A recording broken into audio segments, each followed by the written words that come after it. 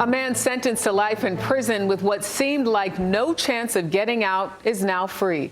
And the judge who locked him away, well, he's the one who believed that former inmate deserved a second chance. CBS's Scott MacFarlane has the story. Until a few months ago, Walter Johnson had never touched a cell phone. Good morning, young ladies and gentlemen. But now he's already a social media influencer. This is all about change and transformation. And a life coach with a following. Society don't owe me anything, but I owe society everything.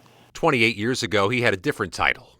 King Tut, a notorious New York criminal executing a string of violent armed robberies, including of churches and subway cars. On his third conviction, he was sentenced to 5 life prison sentences by federal judge Frederick Block. My only expectation was to leave prison with a toe tag. Mr. Johnson, welcome to court. Last summer, it was Block, still on the bench at 90 years old, who decided to release Johnson. When it finally sunk in, you were going to be released. What did it feel like? That was the best day of my life.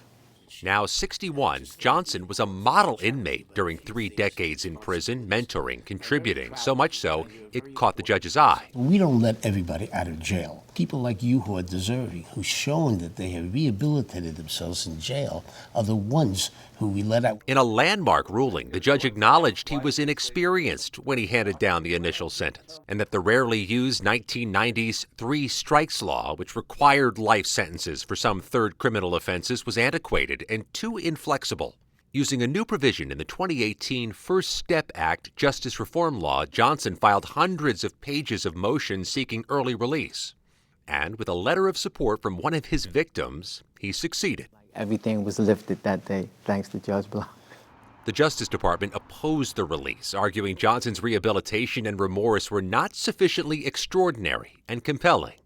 But their argument failed before a judge who now encourages his colleagues in more U.S. states to consider second-chance laws, to review the life terms given to teens and young offenders decades ago. Well, I think the message is really one of redemption. It's one of hope. And without hope, people have no reason to continue to live.